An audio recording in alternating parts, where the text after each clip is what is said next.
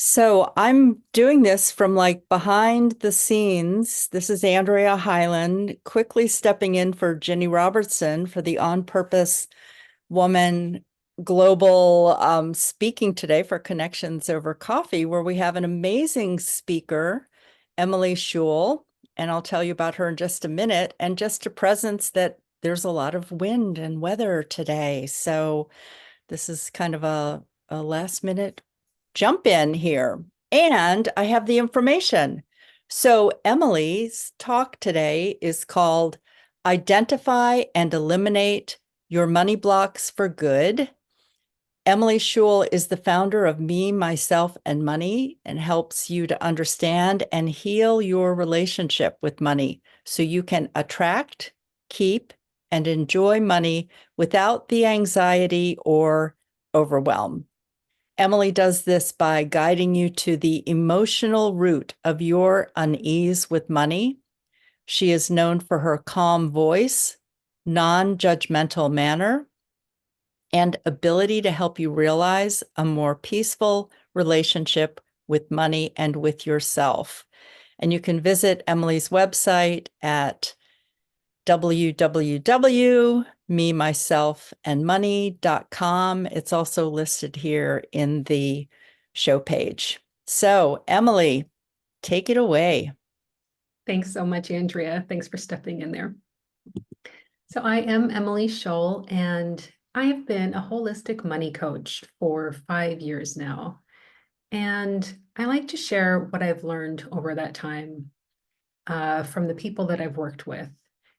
And one of the things that I have noticed over this time is that when people show up to work with me, they have usually been on quite a windy path. So I want to share my screen for a moment. I'm going to be going in and out of my screen for this presentation, but there's one thing that I want to show you. All right, so this is the path that I've been on this path myself.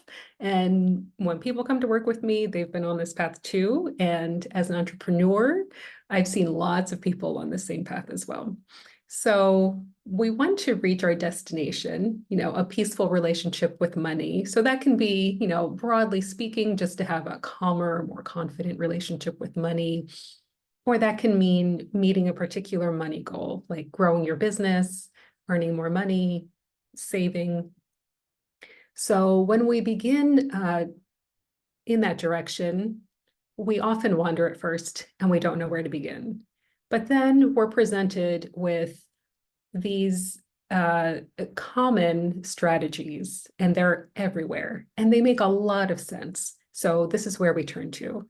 We think we just need more knowledge. So that could mean, I need to be more of an expert in my field so that I can charge more. So I need another certification or training.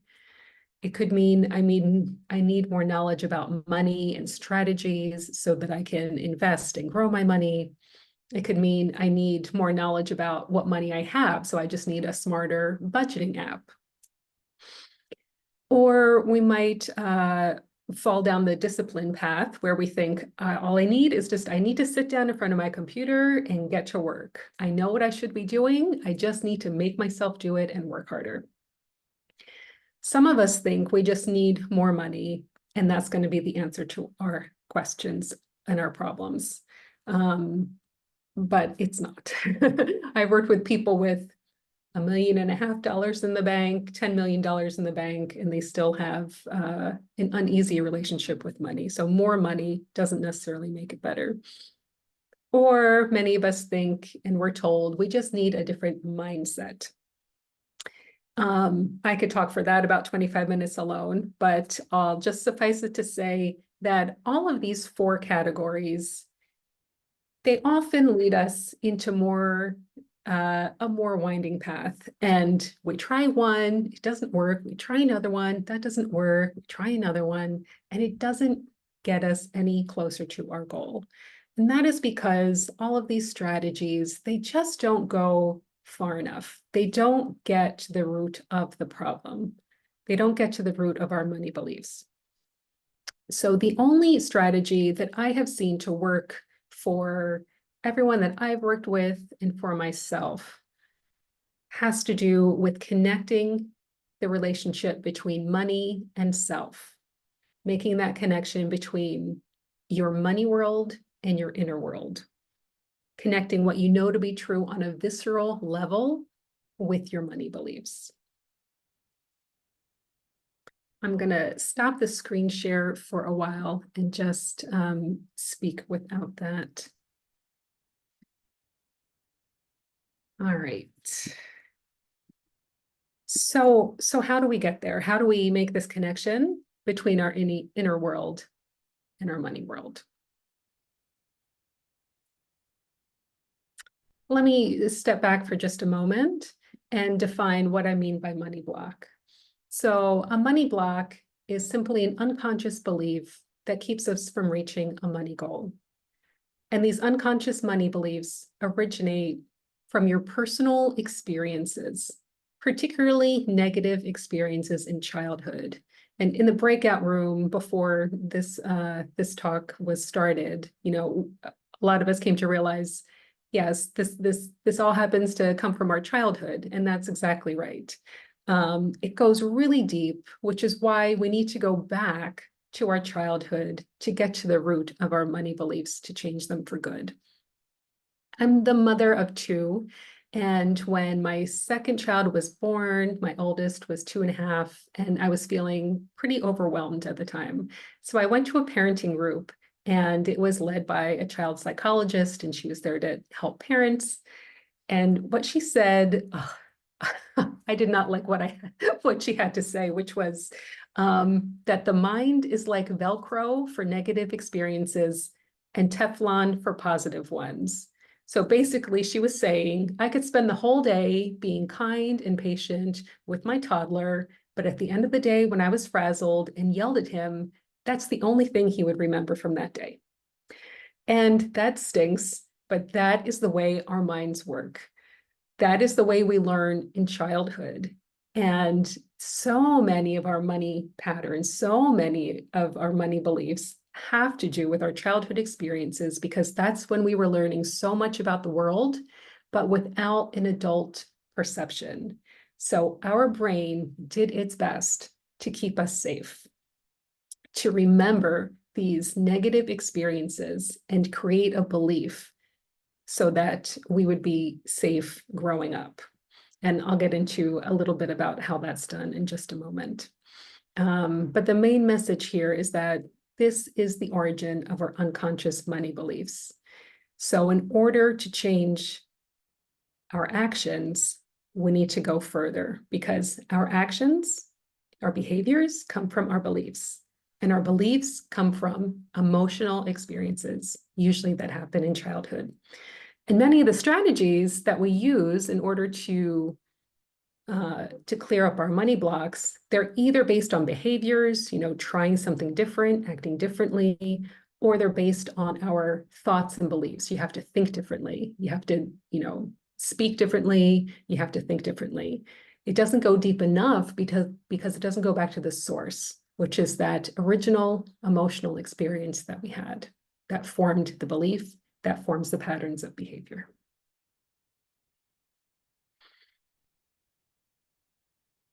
A lot of us are very versed about the conscious brain versus the unconscious brain, but just let me say that when we have a conscious thought, such as, I want to save money, but some part of us has this unconscious thought that money is somehow not good for us. And that could be for a variety of reasons. It could be, if I accumulate money, that will ruin my relationships with my family or friends. Or if I accumulate money, it's just going to disappear because that's just what happens. Or, if I accumulate money, it's just going to be taken away from me. When we have a conscious thought and an unconscious thought and they're opposed, the unconscious thought will always win. We can override it for a while, and we often do, especially through discipline and hard work. But in the end, the unconscious thought is going to override that conscious thought. And that is why it's important to really get to the root to understand where it comes from so that we can free ourselves from these unconscious beliefs. So many of us were able to really quickly identify when we have a money or a success block, but sometimes it's not so easy to see. So here's some examples of signs that you do have an unhelpful money belief. The most obvious one is resistance to taking steps to achieve your goals. This is when you know exactly what you're supposed to do. This is something that you are intentional about. You want to do it, but you just can't make yourself. Another sign is having unhelpful patterns of behavior, such as money comes in and money goes. And this happens time and time again. And another sign of an unhelpful money belief can be if you have, if you take a spiritual bypass attitude.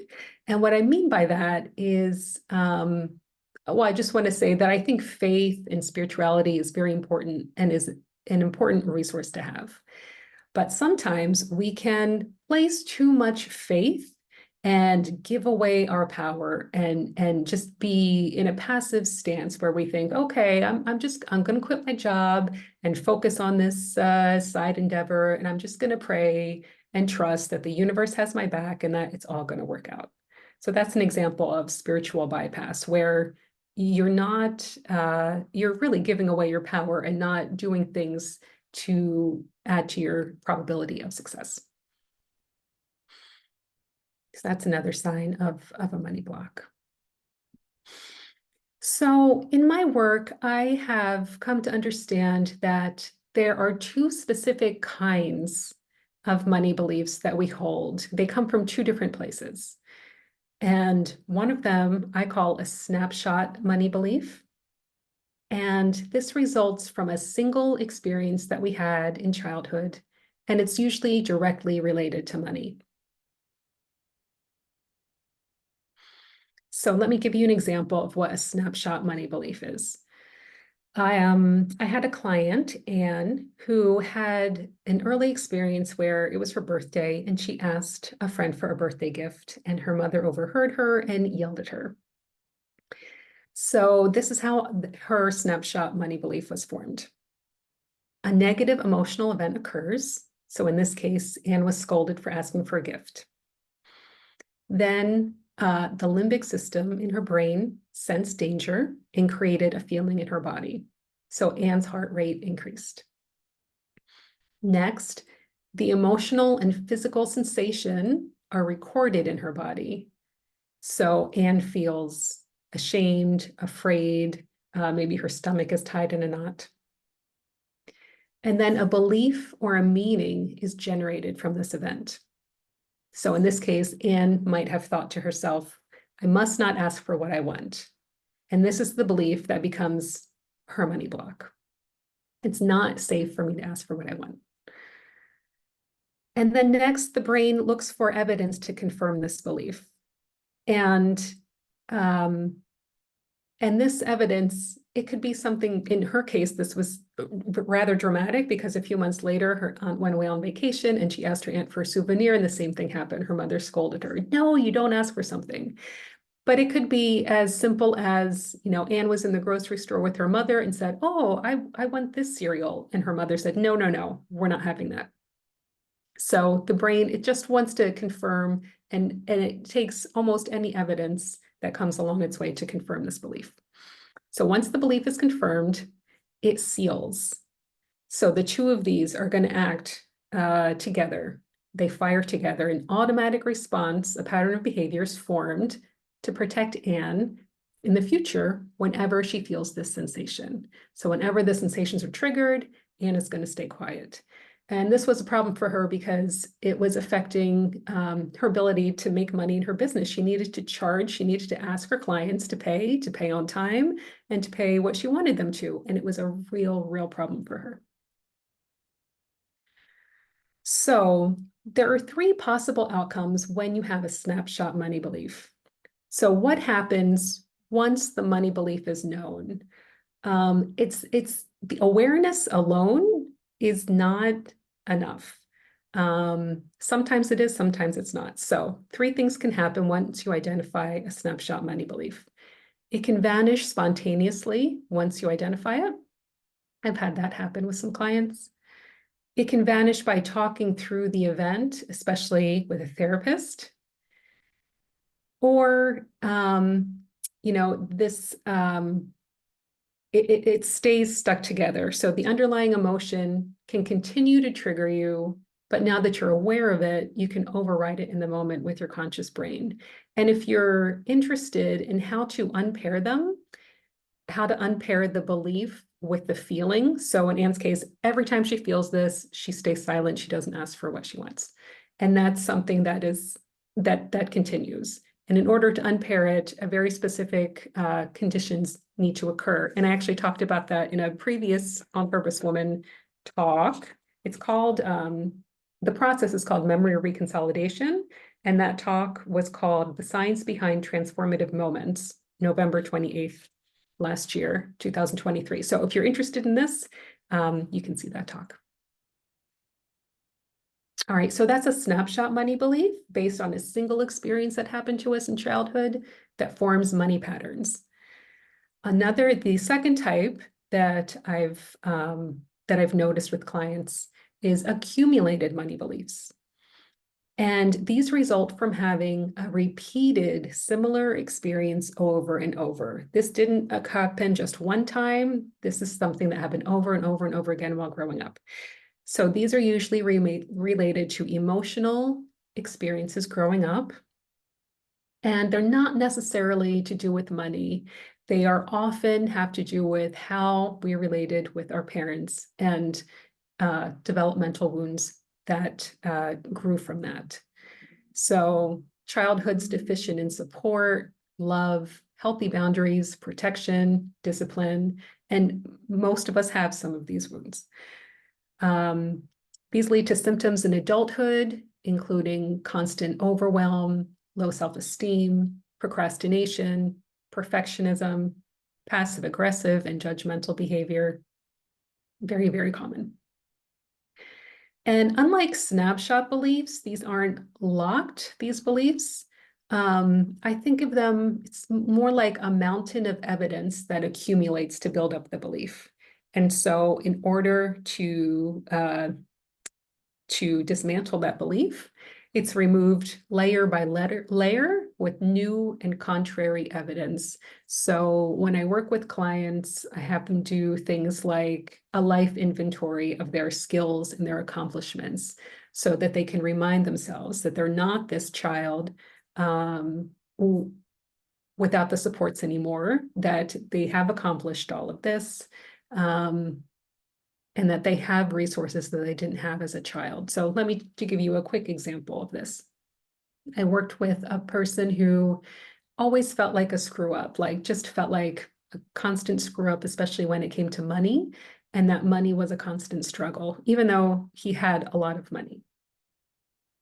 And so when we talked together, it was really obvious that he had a lot of learned helplessness, that in instance after instance, when he was growing up, he just did not have the parental support at the moment that he needed. And this led to a lot of insecurity. When it came to work, he was always insecure about whether he was performing well.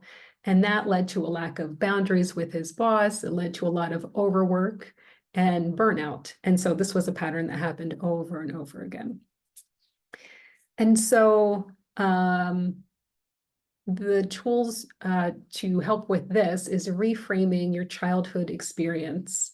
As I said, listing out your inventory of accomplishments, of skills, of gifts, of things that you've developed helps a lot. It's a very truncated version of that story. All right, I'm going to share my screen once again.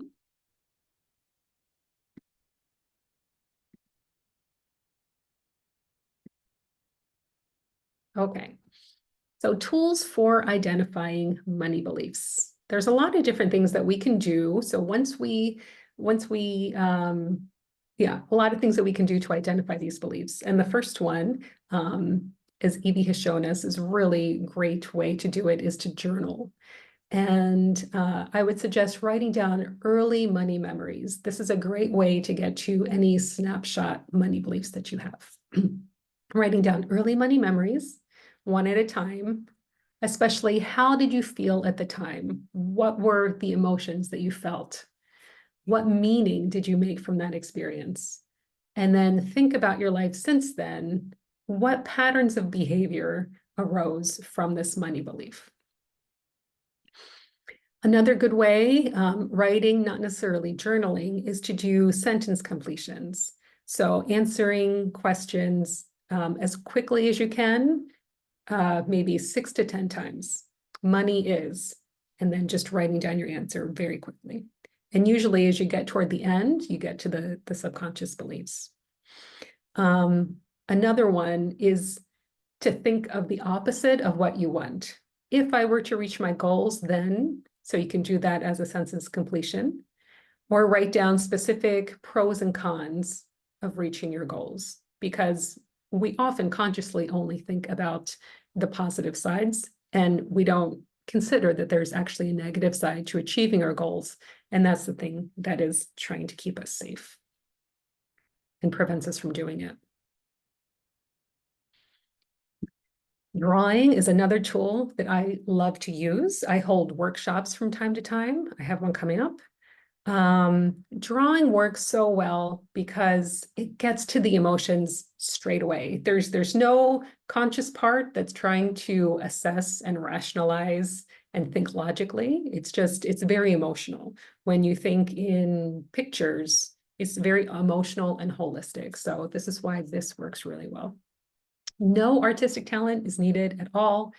You can discover a lot just by drawing stick figures. So some suggestions to get you started. You can draw a picture of your relationship with money, or draw a picture of what you fear. You can use images to personify different parts of you that are hindering you. I think I find it really helpful whenever I draw myself in the picture, because you can see a lot of what you look like. Like, for example, I'm often a little girl, so you can tell this is definitely something that is occurred in childhood. You can tell by the relation of you to whatever else or whoever else is in the picture. And then there's this really beautiful dance that can occur when you write something down and then you think about it, and then you form another image. There's a beautiful metaphor, like the metaphor and the reality go back and forth, and it can really help you understand those underlying beliefs. And talking is also another tool for identifying money beliefs. Talking to a trusted person, it really helps you see a different perspective. None of us, we we all have these blinders on. We're blinded by these beliefs that we don't know we have. So it's so difficult to uncover them ourselves. And so that's why it's often so helpful just to talk with another person and hear what their perspective is. Helps us see things from a different angle. And of course, professionals are excellent resources to help you sort through your thoughts and experiences. So just a few more slides very quickly. Freeing yourself from unhelpful money beliefs. So these are the 4 steps that I've noticed every client that I've worked with that had a very successful outcome. All of these 4 elements were present. And I found this true for myself too. So I really believe now that these 4 elements need to be present in order to remove any money blocks. So the first one is awareness. I don't have to say too much more about this, but of course you have to be aware of what that money belief is, where it comes from, in order to change it. You can do this through the tools that I just mentioned, especially knowing where it began, recalling specifically what you felt, what the meaning was made. But even, some of these are pre-verbal, so we might not have an age, we might not have a memory associated to them. And so just feeling into what that bodily experience feels like and what that's trying to tell you is important. Feeling, as I said, the behaviors are led by our beliefs, and that comes from our experiences that affected us negatively. So you have to get back to the emotion, to the feeling in order to heal it. And the activities that I just showed are good ways to do this. I just want to mention here that the space that you really want to strive to be in is that you feel the emotion, but also feel grounded at the same time. That's when memory reconsolidation is most likely to occur. And that's when the thought and the belief and the action are likely to separate. So you want to be a little bit activated with that emotion, but also at the same time, not being so out of it that you're overwhelmed by it. Self-compassion. There is so much research on the benefits of self-compassion, especially when it comes to healing and growing. And a good way to cultivate that is to really get curious about the inner critics and your saboteurs, the things that are keeping you stuck. Personification is a great way to do this. Imagine what they look like. Ask them what they're trying to protect you from. And this way you can see that it's being helpful, because without self-compassion, we're just always going to struggle between what we want to do and what we're actually doing. And then the last step is healing. Comes in many different forms. Sometimes the healing comes very quickly. Sometimes you identify a belief, and then that leads to an area that you need to explore more, and that's going to take time. Yeah, so of course, again, working with a therapist is always recommended if you have a lot to unpack there. Any questions, you can always contact me. If you're wondering how to identify your own money beliefs and you want help with that, that's exactly what I do. I work with people one-on-one with a very efficient 4-session package that helps lay out everything on the table so you know exactly what your money beliefs are. And that's incredibly helpful. And I also have a workshop coming up on perfectionism and drawing. Yeah, perfectionism. So I will put that information in the chat. I'm going to stop sharing my screen now. Thank you. Emily, thank you so much for this amazing, informative. I mean, you're just so generous with your time and energy and your experience. So thank you for that. And so everyone, if you want to unmute and give a little woohoo. Thank you. And thanks for staying if you could. I've got a quick question. Are we going to get